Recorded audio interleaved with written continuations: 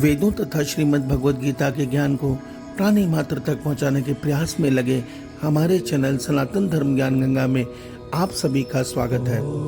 मेरे प्यारे कृष्ण भक्तों, सनातन धर्म ज्ञान गंगा चैनल की आज की वीडियो में हम लोग श्रीमद् भगवद गीता से भक्ति योग का अध्याय 12 इसके श्लोक 7 को भगवान श्री कृष्ण जी की कृपा से सरल रूप में सुनने और समझने का प्रयास करते हैं।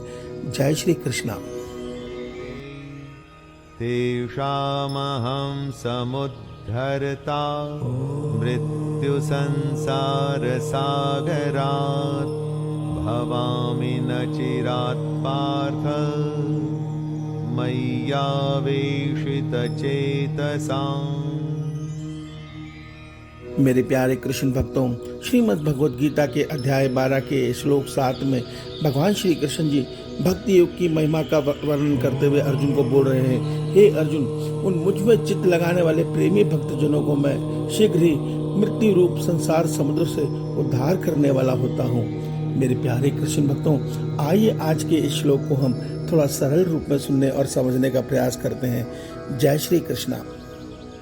मेरे प्यारे कृष्ण भक्तों, श्रीमद् भगवद गीता के अध्याय 12 के श्लोक 1 में अर्जुन ने भगवान श्री कृष्ण जी से प्रश्न किया है कि हे केशव, हे माधव, हे परमपिता परमेश्वर, आप हमें यह सत्य बताइए कि निर्गुण ब्रह्म के साधक ज्यादा श्रेष्ठ है या जो आप में आपके सगुण स्वरूप में प्रेम जगाकर आपकी भक्ति करते हैं वो ज्यादा श्रेष्ठ है।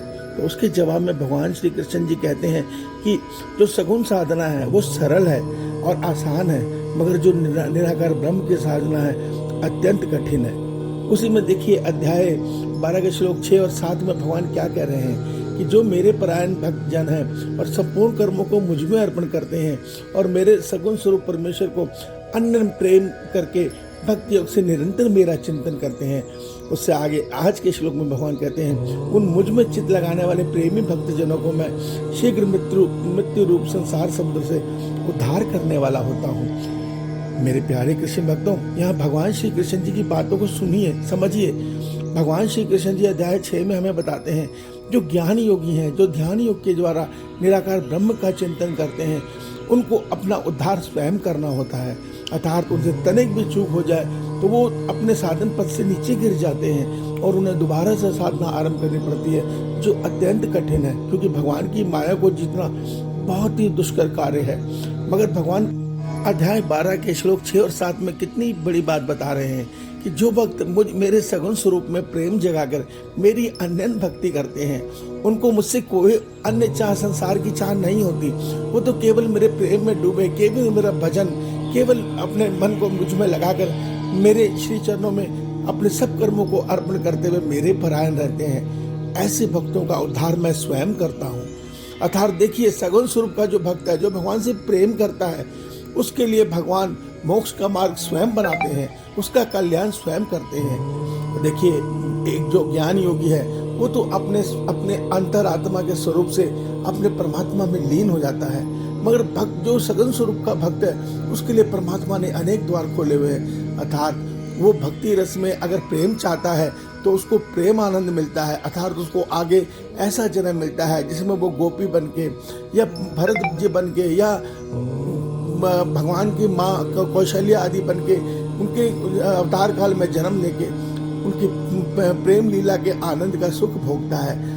भक्त को कभी भी भगवान, ऐसे जो भक्त हैं जो भगवान से प्रेम रस चाहते हैं, वो गोपी बन के या राधा बन के इस संसार में आके प्रभु के साथ, परमात्मा के साथ प्रेम लीला का आनंद लेते हैं। तो मेरे प्यारे कृष्ण भक्तों, सगुण रूप की भक्ति सर्वदा श्रेष्ठ है।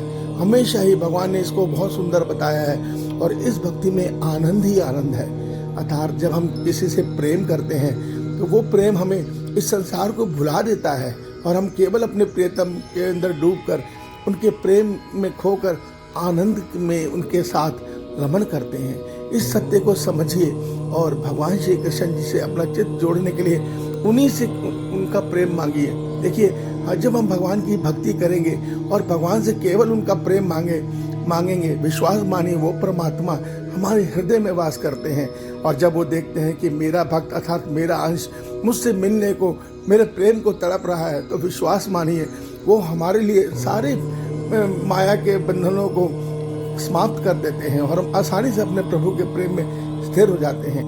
मगर मेरे प्यारे कृष्ण भक्तों, आज संसार में भगवान की भक्ति में मनुष्य के मन में जो चाहत होती है वो ये चाहत होती है, हे ईश्वर मेरा संसार में मान सम्मान बढ़े, मुझ में मेरे पास खूब धन वैभव हो, मेरा परिवार आदि सब प्रसन्नता से इस संसार में हर विषय भोगों को, हर संसार के सुखों को भोगे। जब ये सब मिल जाता है तो मनुष्य अपने आप को धन्य मानता है और परमात्मा का रात दिन उपकार मानते हुए उनकी भक्ति करता है। मगर मेरे प्यारे कृष्ण भक्तों, भगवान श्री कृष्ण जी गीता में हमें यह सत्य बताते हैं कि हम शरीर नहीं आत्मा है।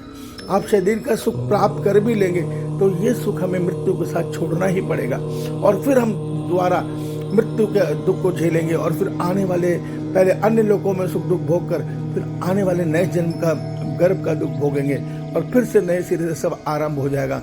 वहाँ कर्म विधान के अनुसार हमें संपन्नता, दरिद्रता, दुख या सुख हमारे जीवन में लिखकर हमें दोबारा जीवन में भेज दिया जाएगा। तो इस प्रकार इस दुर्गति को हमारी जीवात्मा सदैव सहती रहती है। मगर वास्तव में जो सच्चा कल्याण है वो हमारे वास्तविक आत्म स्वरूप से परमात्मा में मिलन करने का है, परमात्मा से मिलन करने का। इस सत्य को समझिए, यही हमारा सच्चा उद्धार है कि हमारे मन को हमारे परमात्मा से प्रेम हो जाए और उस प्रेम में डूबकर हम अपने आत्म स्वरूप से अपने परमात्मा के प्रेम में लीन हो जाएं। विश्वास मानिए, वही सच्चा आनंद है, वही सच्ची गति है। इसीलिए भगवान ने हमें मनुष्य शरीर दिया है। इस सत्य को समझिए, अन्य 84 लाख योनि में, अन्य किसी योनि में हम ये भक्ति, हम ये परमात्मा की प्राप्ति नहीं कर सकते। स्वयं देवता भी मनुष्य शरीर को तरसते हैं, इसलिए मनुष्य योनि को देवता योनि से ऊपर रखा गया है। इस सत्य को समझिए। भगवान श्री कृष्ण जी आप सबका कल्याण करें। आपका दिन शुभ हो। जय श्री कृष्णा, जय श्री कृष्णा।